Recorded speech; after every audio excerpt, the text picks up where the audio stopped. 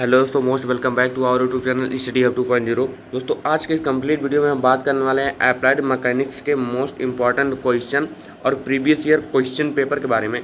तो previous year में question paper में कौन से लेवल का आप लोगों का एग्जाम हुआ था और कौन से लेवल के क्वेश्चन आए थे, और इस बार कौन सा लेवल होने वाला है, या फिर कौन कौन से क्वेश्चन इंपॉर्टेंट है उस प्रीवियस ईयर में जो हर साल पूछे जाते हैं। तो ऐसे सारे काफ़ी सवालों के जवाब आप लोगों को इस वीडियो को देखने के बाद मिलेंगे और काफ़ी हेल्पफुल वीडियो होने वाला है। मोस्ट इंपॉर्टेंट क्वेश्चन उसी में से बताते चलूँगा कि कौन कौन सा प्रीवियस ईयर में रिपीट हुआ था, इस बार भी रिपीट होगा।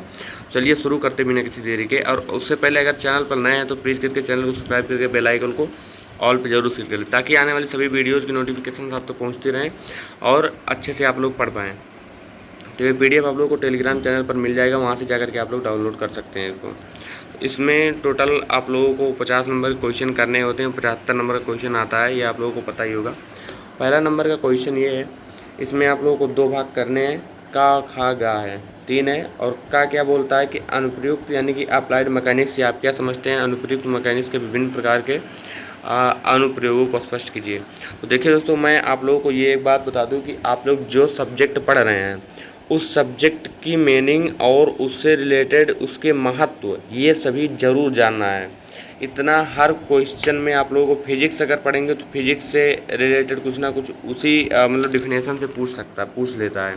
मैकेनिक्स एक ऐसा सब्जेक्ट है जो मैकेनिक्स की डिफिनेशन और इसके विभिन्न उपयोग, दैनिक जीवन में इसके उपयोग, ऐसे करके क्वेश्चन आप लोगों को 5 नंबर में देखने को मिल जाते हैं, हर साल पूछ लेता है।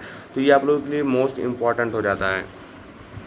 और दूसरा है दृढ़ पिंड से आप क्या तात्पर्य समझाइए। स्केलर और वेक्टर में अंतर बताइए, वेक्टर की मात्रा में अंतर बताइए, उदाहरण से समझाइए। तो ये भी आप लोगों का इम्पोर्टेंट है। दृढ़ पिंड आप लोग जानते ही होंगे, जो ठोस होता है जिसके अणु पास पास होते हैं उसी को दृढ़ पिंड कहा जाता है।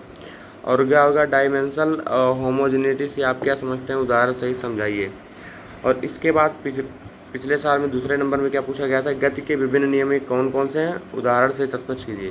तो गति के विभिन्न नियम पूछा गया था, यानी कि जो न्यूटन का नियम था वो भी आप लोग लिख सकते थे। इस पर न्यूटन का नियम पिछली बार पूछा गया, गति के नियम पूछा गया था। विभिन्न प्रकार के बल क्या हैं, बलों के समांतर चतुर्भुज के नियम को परिभाषित कीजिए। तो विभिन्न प्रकार के बल क्या हैं, बलों के समांतर चतुर्भुज का नियम। तो बलों का जो समांतर चतुर्भुज का नियम है, लो ऑफ पैरेललोग्राम, या मोस्ट इम्पॉर्टेंट है या वेरी इम्पॉर्टेंट है। तो जो पैरेललोग्राम यानी कि समांतर चतुर्भुज का क्वेश्चन है, या आप लोग जरूर से तैयार करना, वेरी इंपॉर्टेंट बन जाता है या। और इसके बाद एक न्यूमेरिकल आया था छोटा सा, परिणामी बल की दिशा ज्ञात करने के लिए था। तो यह भी आसान था, आप लोगों का ज़्यादा कठिन नहीं था। 100 न्यूटन का बल दिया था, Fn का आर्य था। और उसके बाद दोनों बलों के मध्य 30 अंश का आंतरिक कोण था, परिणामी बल 193। तो F का मान था परिणामी बल की दिशा ज्ञात करने से। तो ऐसे छोटे क्वेश्चन आप लोगों को एग्जाम में देखने को मिल जाते हैं, जो 5 नंबर में पूछा गया था वही क्वेश्चन। और एक आता था वेरिंगनान थ्योरम, यह मोस्ट इंपॉर्टेंट है, वेरी इंपॉर्टेंट है, क्योंकि वेरिंगनान थ्योरम आप लोगों को एग्जाम में देखने को मिलता है। अगर एग्जाम में नहीं देखने को मिलता है तो यह वाइवा में या अदर किसी चीज़ में पूछ लिया जाता है।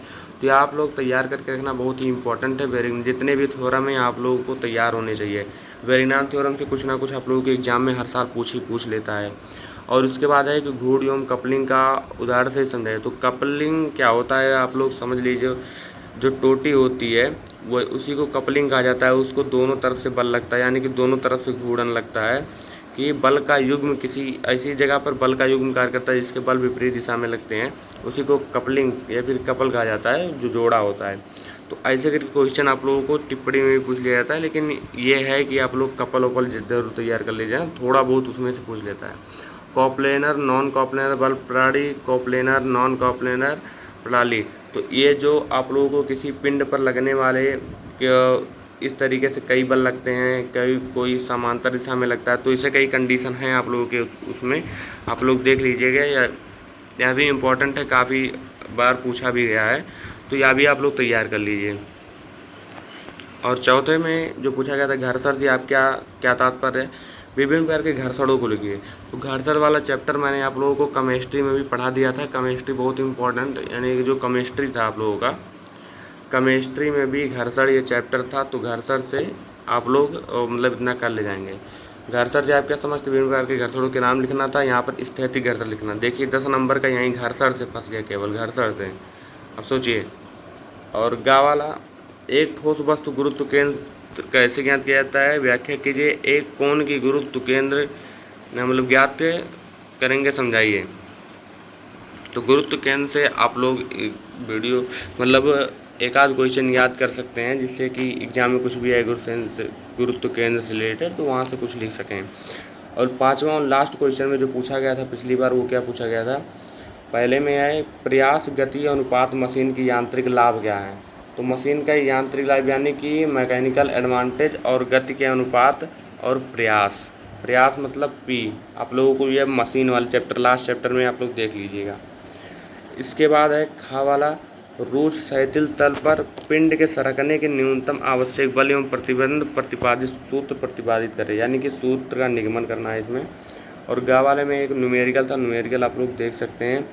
यही था पूरा आप लोगों का पूरा जो है प्रीवियस ईयर क्वेश्चन पेपर 2023 का।